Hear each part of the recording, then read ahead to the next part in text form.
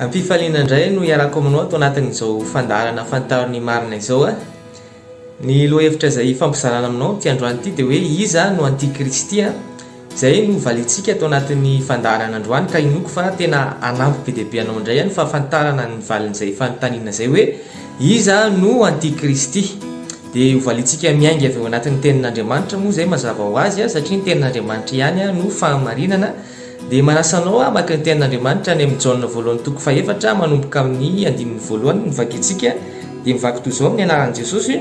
ry malala aza mino ny fanahy rehetra fa iza ho toetra ny fanahy na avy amin'Andriamanitra ireny na tsy, satria maro ny mpaminany sandoka efa lasa amin'izao tontolo izao. Izao no ahafantaranareo ny fanahin'Andriamanitra: ny fanahy rehetra izay manaiky fa efa tonga tamin'ny nofo Jesosy Kristy no avy amin'Andriamanitra, ary ny fanahy rehetra izay tsy manaiky an'i Jesosy dia tsy mba avy amin'Andriamanitra, ary izany no fanahy antikristy izay efa renareo fa ho avy sady efa eo amin'izao tontolo izao sahady izy. Arak'izany tenin'Andriamanitra zany dia ozy izy hoe mitandrema ozy izy mampitandrina antsika ny tenin'Andriamanitra mba tsy hanaiky ny fanahy rehetrarehetra, mba hamantatra na avy amin'Andriamanitra ireny na tsy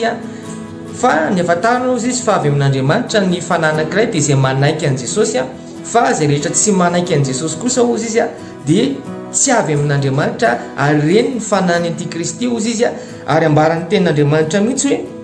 hoe ho avy izy ozy izy sady efa eo amin'izao tontolo izao sahady izy. Izany hoe fanahy antikristy raha tamin'ny andron'ny Jaona apôstôly nanoratra an'io tamin'izany, raha amin'izao andro iainantsika izao zany efa tena miparitaka manerana an'izao tontolo izao io fanahy antikristy io, ary tena eny amin'ny fiarahamonina hitantsika ny manodidina antsika rehetrarehetra, ary izany indrindra no mila hitandremantsika ampitandremin'ny tenin'Andriamanitra isika mba tsy ino ny fanahy rehetra fa mba hamantatra an'izany. Ka ny ahafantarana an'ilay hoe fanahy avy amin'Andriamanitra dia izay manaiky an'i Jesosy, fa izay fanahy tsy manaiky an'i Jesosy dia izay no antsoina hoe fanahy antikristy zany. Ilay hoe manaiky an'i Jesosy dia manaiky an'i Jesosy ho Andriamanitra, manaiky an'i Jesosy fa Jesosy dia Andriamanitra. Jesosy dia tsy mpaminany fotsiny ihany, Jesosy dia tsy hoe zanak'Andriamanitra fotsiny ihany, fa Jesosy dia tena Andriamanitra izay ivavahana, ary izay rehetra manaiky an'izay ny fanahy avy amin'Andriamanitra, fa izay rehetra manohitra na mandahana izay fahamarinana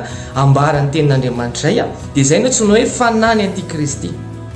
Jesosy dia tsy mpaminany fotsiny mitovy amin'ny mpaminany rehetrarehetra izy fa Jesosy rery ihany no mpaminany sany laza hoe izy ny lalana sy fahamarinana ary fiainana. Tsy misy mpaminany nilazan'izany, i Mosesy tsy nilazan'izany,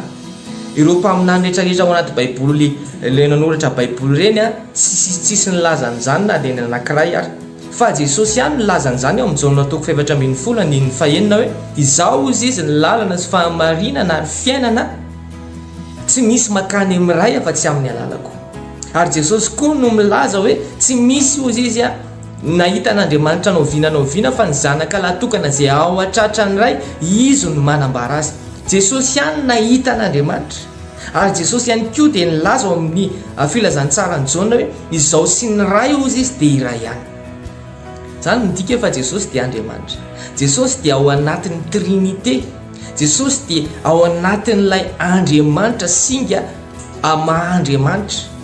ka Jesosy dia Andriamanitra. Jesosy tsy mpaminany tsotra, Jesosy tsy hoe zanak'Andriamanitra fotsiny, fa Jesosy dia tena Andriamanitra ivavahana Jesosy Kristy. Ary zany mila fantatsika izany fahamarinana ao anatin'ny baiboly, ary izay rehetra mandahany izany fahamarinana izany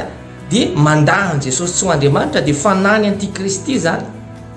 satria izay mandahany zanaka ozy izy ny tenin'Andriamanitra no mandahany ray koa. Izany hoe izay tsy manaiky an'i Jesosy ho Andriamanitra dia tsy manaiky an'ilay Andriamanitra ray sy ilay Andriamanitra fanahy masina.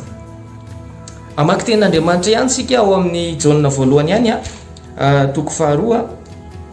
Jaona voalohany toko faharoa dia ny andininy faharoa amby roapolo sy ny fahatelo amby roapolo no vakintsika amin'ny anaran'i Jesosy Kristy: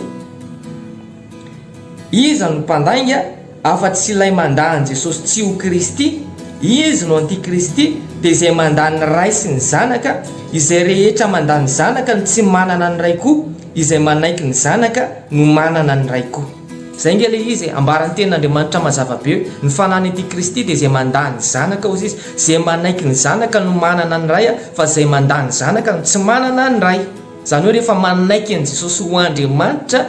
ny olona na ny toko-pinoana anankiray dia manaiky ny Kristy zany mivavaka amin'ilay Andriamanitra tena izy ary ny tena marina tsy misy Andriamanitra be dia be, tsy hoe iray ihany ny